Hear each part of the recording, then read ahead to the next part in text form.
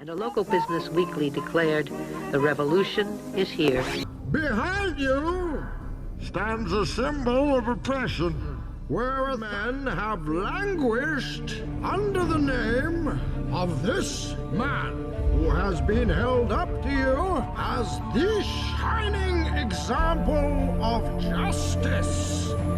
You have been supplied with a false idol to stop you tearing down this corrupt city. Let me tell you the truth about... So it started on a principle that was very sound, and it was on a silver standard. But as it corrupted further and further and further, the Roman denarius got to the point where it was basically a copper coin, and they learned how to plate, and it was washed in silver, and in circulation the plating came off. And at the end, all the senators that really did at one time represent the people only were interested in representing how much wealth they could steal at the top. Great empire wealth always dazzles, but beneath the surface, the unbridled desire for money, power, and material possessions means that duty and public service are replaced by leaders and citizens who scramble for the spoils. The people of Rome were constantly being distracted by the gladiatorial events, and the politicians knew that they did this. Whenever there was unrest among the people, they had a huge event going on, and they created a new event with lots and lots of gladiators, and every day we're doing that. That is a common trait of declining empires. And so today in the United States, for example, you find a tremendous emphasis on all kinds of television programs that distract people from what's really going on. Sports is a big part of that, as it was in the gladiator times. In essence, we've been lulled into a lethargy, and we've accepted it. There's a vast apathy. There's a vast amoralism, even a political nature to it. That is to say, there are vast numbers of people who don't give a damn. And so there's this natural, I suppose, entropy. Any living organism, which an empire is, of course, over time dies. Question is, how does it die? Does it die in a violent cascade of events, or does it die over a long period of time? But I can no longer live with my lie. It is time to trust the people, and it is time for me to resign. And do you accept this man's resignation? And do you accept the resignation of all of these liars, of all the corrupt?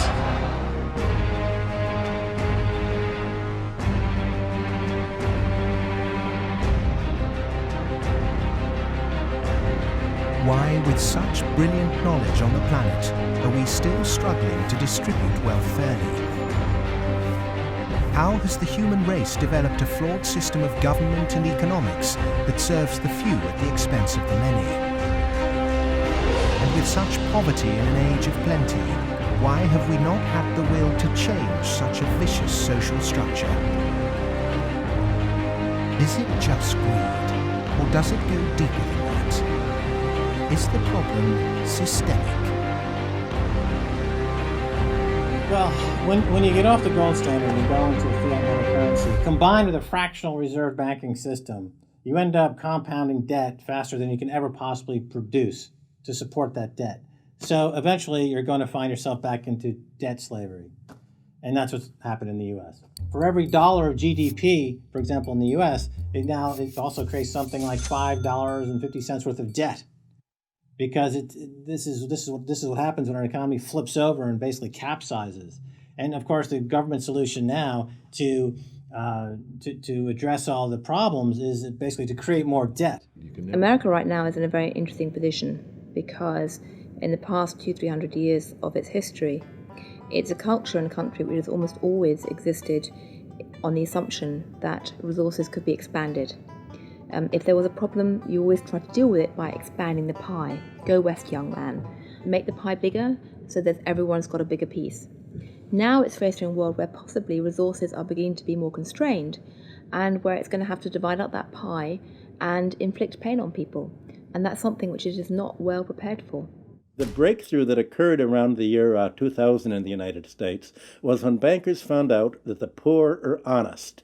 And they realized that if you're poor, if you're not rich, you have a different set of values, and you think that a debt is a debt, and it's something that has to be paid, and that people will try to pay the debts that they're stuck with, even if the debts are not valid, even if the debts are much more than they expected, even if they really can't pay the debts. Our political processes are badly flawed.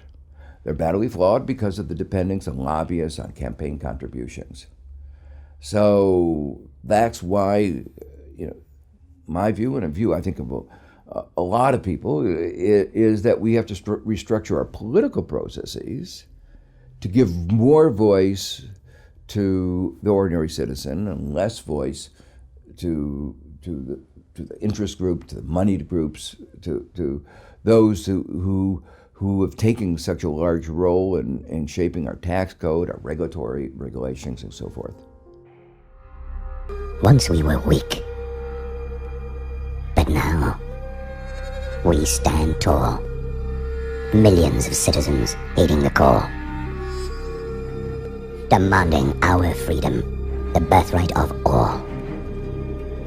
The Arab Spring turns to the American fall. We're the 99, and we'll never forgive. We'll never forget how you've made us live. Expect us at your door, prepare to defend. The reign of the moneyed and privileged now ends. The Eros effect refers to these moments when thousands or even millions of people surge into the streets and refuse to leave to return to their everyday lives until significant shifts are made in the social order. These moments accomplish in days what history takes years and even decades to accomplish. I first developed the concept of the Eros effect doing research about the movements of 1968, and I saw how in every country where there were movements, these movements were related to each other, much more than they were related to specific national conditions.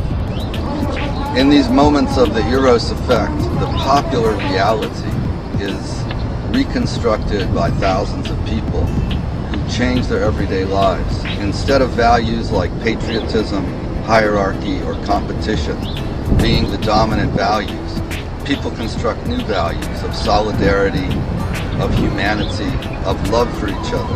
Relations among human beings have a very different quality and a different feel to them. These moments of the Eros effect indicate that ordinary people acting together by the millions have a far greater intelligence than the elites that run society. We take from the corrupt,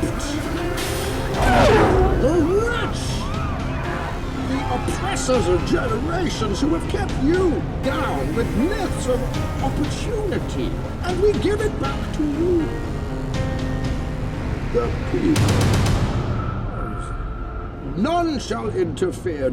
Do as you please, but start by freeing the oppressed. Step forward those who have served, for an army will be raised. The powerful will be ripped from their decadent nests.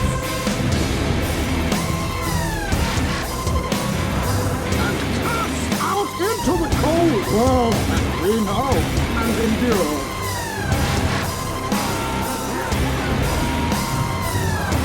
Courts will be convened.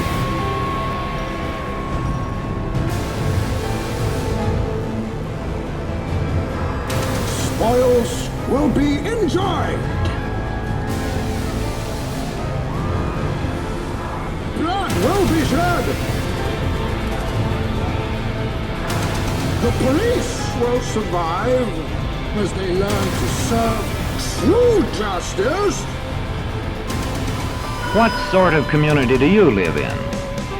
Where would you place it on a democracy-despotism scale?